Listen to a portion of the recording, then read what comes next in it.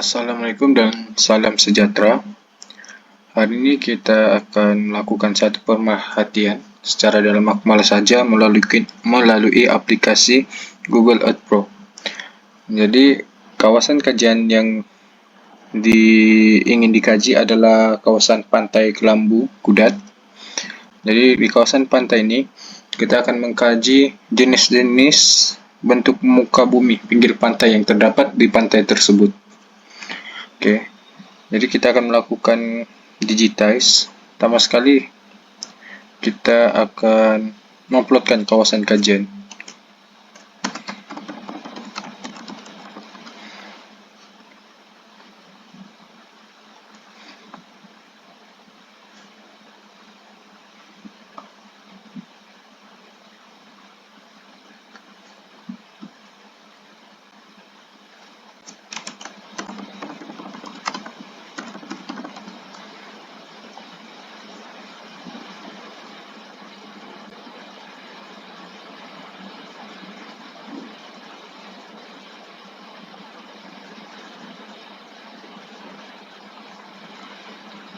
Kawasan kajian kita melibatkan poligon di sini. Jadi, melalui pemerhatian awal, terdapat bentuk muka bumi tebing tinggi di kawasan sini, di kawasan atas pantai. Jadi kita plotkan.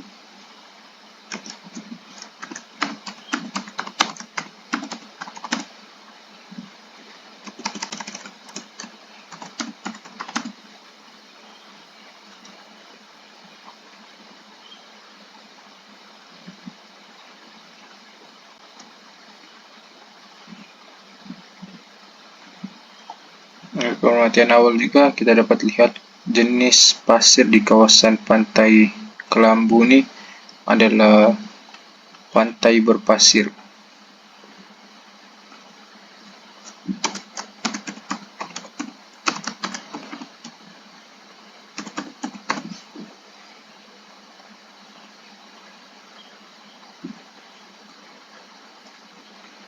Selanjutnya, bentuk muka bumi di kawasan pinggir pantai ini terdapat juga tombolo yang kita dapat lihat satu laluan yang menghubungkan antara pulau dengan kawasan daratan.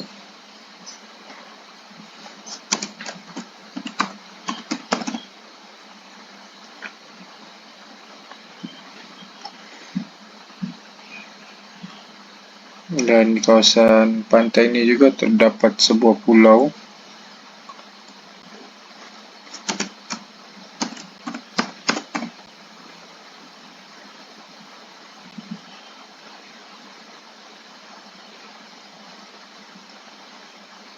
Selanjutnya,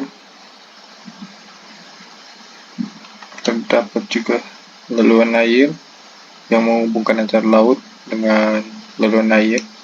Jadi di sini adalah kawasan Laguna.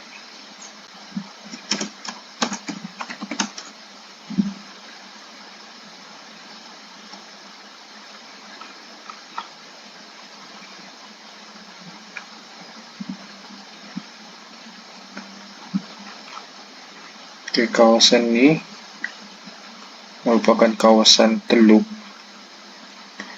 Kita akan setkan sebagai teluk.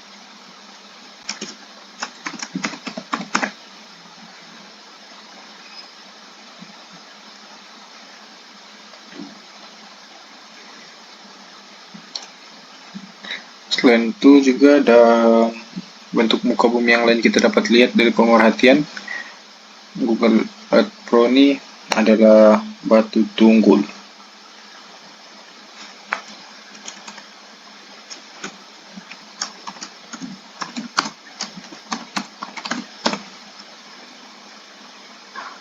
Kawasan sini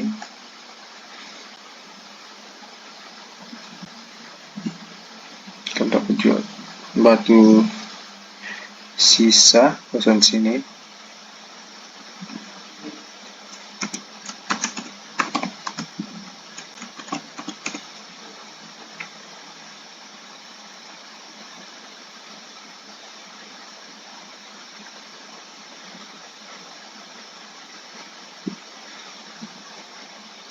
Ya.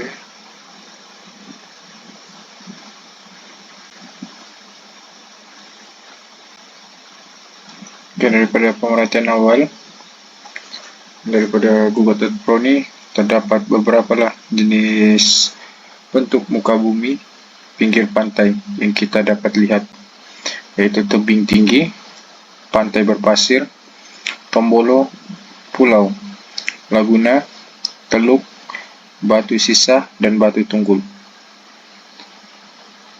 Jadi untuk memastikan kawasan tersebut, jadi pemerhatian secara turun ke padang akan dilakukan. Sekian, terima kasih.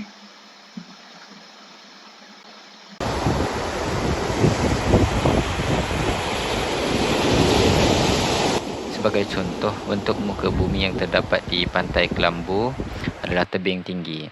Tebing tinggi terbentuk di kawasan pinggir pantai berbatu batan disebabkan oleh hakisan ombak ke atas batuan di pinggir pantai. Terusnya, bentuk muka bumi tombolo.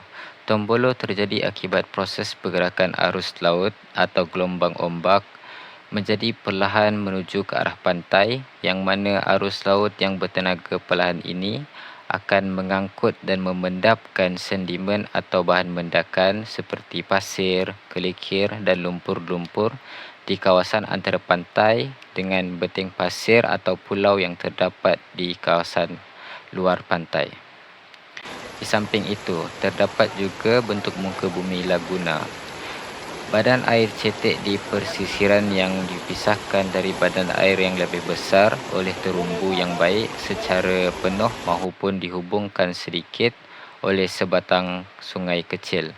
Laguna-laguna ini telah dikenal pasti berlaku di pesisiran pasir bercampur dengan batu kerikil. Selain itu, terdapat juga bentuk muka bumi pantai berpasir. Pantai berpasir ini terbentuk akibat pemendapan pasir, kerikil dan batu-batu di sepanjang pinggir laut yang dibawa oleh ombak. Tanjung dan teluk kedua-duanya terbentuk secara bersampingan. Tanjung merujuk kepada bahagian batuan pantai yang menganjur ke laut, manakala teluk merujuk kepada bahagian yang melengkung ke arah daratan. Akhir sekali, terdapat juga bentuk muka bumi yang biasa dilihat seperti batu sisa dan batu tunggul. Permulaan proses pembentukan. Okey, Assalamualaikum dan salam sejahtera. Berikut merupakan tata cara bagi objektif kedua, iaitu penentuan garis pantai di lokasi kajian, iaitu Pantai Kelambu Kudat. Sebelum kita mula mendigit garis pantai, kita digit dahulu kawasan kajian dengan menggunakan poligon agar mudah kita kenal pasti di manakah lokasi kajian.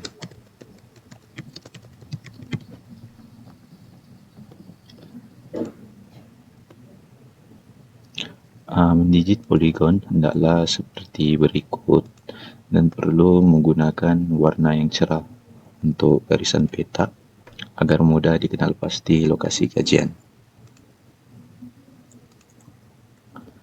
Selepas itu, kita gunakan place mark untuk tandakan permulaan dan juga pengakhiran garis pantai seperti berikut.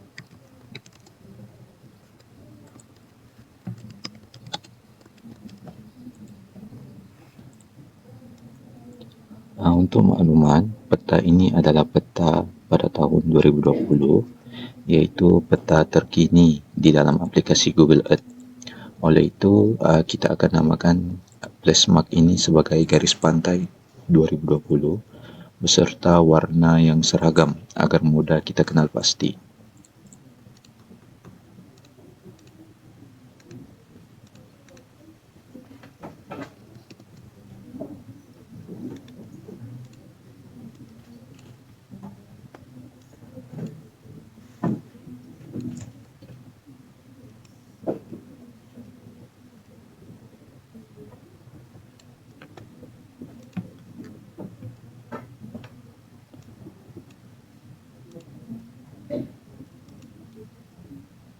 Setelah itu, kita akan gunakan pad untuk tandakan garis pantai.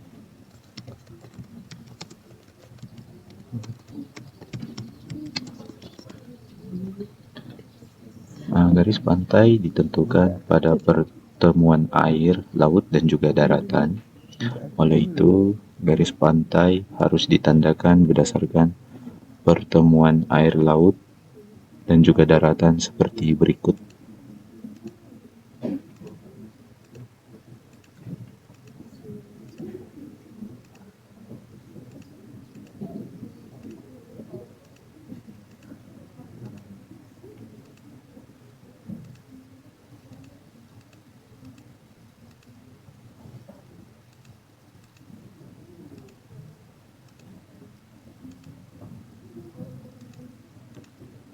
Kita ulang lagi langkah yang sama.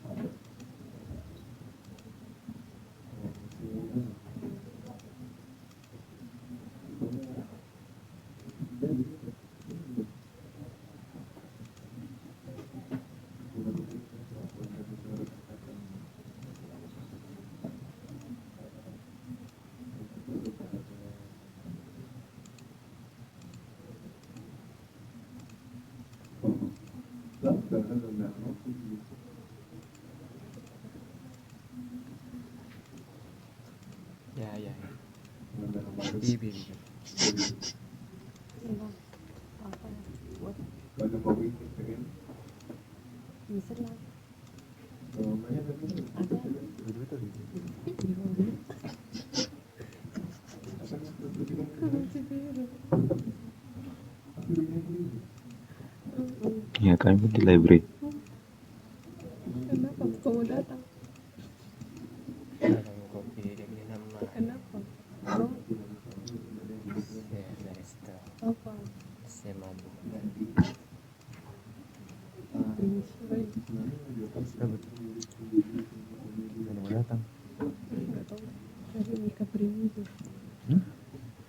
Hasilnya, ini adalah garis pantai di Pantai Kelambu Kudat pada tahun 2020 yang selesai didijitkan. Seterusnya, untuk objektif ketiga pula, yaitu mengenal pasti perubahan garis pantai sepanjang tempo kajian, kita buat langkah yang sama seperti di objektif kedua ini, tetapi untuk garis masa peta yang berlainan. Dalam kajian ini, kami memilih tahun 2018 untuk membandingkan garis pantai tahun 2020 dengan garis pantai tahun 2018. Saya Metius Pandang Anak Narung. Saya akan memberitahukan tentang faktor yang menyebabkan perubahan pada garis pantai. Antara faktor yang menyebabkan perubahan pada garis pantai ialah hakisan. Hakisan merupakan proses semula jadi di mana tanah atau pasir di tepi pantai bergerak atau diangkut oleh air laut dan gelombang. Hakisan juga terdapat juga beberapa faktor hakisan yang menyebabkan perubahan pada garis pantai. Antara faktor hakisannya yang pertama ialah arus laut. Arus laut sangat memainkan peranan penting dalam proses hakisan. Hal ini karena arus laut yang kuat boleh membawa material seperti batu dan pasir dari satu tempat ke tempat yang lain. Selain itu, arus laut juga boleh menghakis material seperti pasir di kawasan pinggir pantai sehingga menyebabkan berlaku perubahan garis pantai yang besar di kawasan tersebut. Di sini kita boleh lihat bahwa arus laut yang melanda kawasan pinggir pantai akan menyebabkan berlaku proses hakisan yang sangat jelas yang di kawasan pinggir pantai tersebut sehingga menyebabkan berlaku perubahan garis pantai yang sangat terketara dan besar di kawasan pinggir pantai tersebut. Terutamanya sekiranya kawasan pinggir pantai tersebut dipenuhi dengan material seperti pasir. Hal ini karena pasir tersebut sangat mudah untuk dihakis terutamanya oleh air. Jadi arus laut yang melanda pinggir pantai tersebut akan menghakis pasir-pasir tersebut dan akan menyebabkan kawasan perubahan pada garis pantai tersebut akan menjadi lebar. Seterusnya, faktor seterusnya ialah kenaikan paras laut. Kenaikan paras laut ini kebiasaannya disebabkan oleh pemanasan global dan pencairan ais di kutub. pencairan ais di kutub akan menyebabkan arus laut akan lebih tinggi daripada biasanya, karena sekiranya ais di kutub tersebut cair, ia akan menambahkan kuantiti air laut tersebut. Selepas itu, air laut yang tinggi akan menyebabkan berlaku hakisan di kawasan pinggir pantai secara besar-besaran, kerana ia akan menyebabkan garis pantai di antara daratan dan laut menjadi lebih lebar akibat daripada proses hakisan tersebut. Di sini saya boleh terangkan kenapa ia akan menyebabkan berlaku proses hakisan secara besar-besaran. Sebab paras laut yang tinggi akan menyebabkan kawasan-kawasan pinggir pantai tersebut akan banjir. Ia akan melanda jauh ke dalam pinggir pantai tersebut, sehingga boleh menyebabkan, contohnya sekira di kawasan pinggir pantai tersebut di belakangnya ada hutan, jadi ia akan melanda kawasan tersebut juga, dan ia juga akan kenaikan paras laut tersebut akan menyebabkan hakisan daripada kawasan tersebut sehingga ke kawasan pinggir pantai dan ke laut. Itu antara faktor-faktor hakisan yang menyebabkan berlaku perubahan pada garis pantai. Selain itu, faktor lain yang menyebabkan berlakunya perubahan pada garis pinggir pantai adalah pemendapan. Proses pemendapan dapat didefinisikan sebagai bahan-bahan yang diangkut ke kawasan pinggir pantai seperti pasir, kelikir, tanah liat, kelodak, dan sebagainya yang telah dimendapkan di kawasan pantai atau kawasan sekitarnya oleh ejen-ejen pemendap pinggir pantai seperti ombak, angin, arus, dan aktiviti pasang surut, lalu membentuk bentuk muka bumi pinggir pantai yang baharu seperti anak tanjung, beting pasir, dan pantai. Oleh itu, faktor yang mempengaruhi pemendapan pinggir pantai adalah ombak dan arus. Ombak yang besar akan mempengaruhi hakisan, khususnya di kawasan pinggir pantai. Hentaman yang kuat daripada ombak yang mempunyai tenaga yang kuat pada batuan, pinggir pantai, dan kawasan sekitarnya akan mempergiatkan lagi proses hakisan. Dan serpihan hakisan tersebut seperti batuan-batuan kecil, kerikil, dan pasir akan dibawa oleh arus pantai ke kawasan pinggir pantai dan akan termendap di kawasan tersebut hingga membentuk tembing pasir atau tetanjung. Faktor yang kedua adalah pengaruh angin. Angin yang kuat seperti angin monsun akan cenderung membawa pada berlakunya pemendapan berbanding angin bayu yang lemah. Angin monsun akan menyebabkan berlakunya transportasi sedimen atau bahan melintasi permukaan air laut, terutamanya pasir dan debu halus ke arah pantai. Semakin giat tiupan angin yang kuat, maka ianya akan membentuk kawasan pasir yang berbukit, garis pantai yang berombak, dan tembing pasir. Faktor seterusnya adalah pengaruh daripada proses pasang surut air laut. Selama pasang surut, khususnya apabila air naik, arus laut akan semakin berkembang dan kuat, lalu membawa banyak sedimen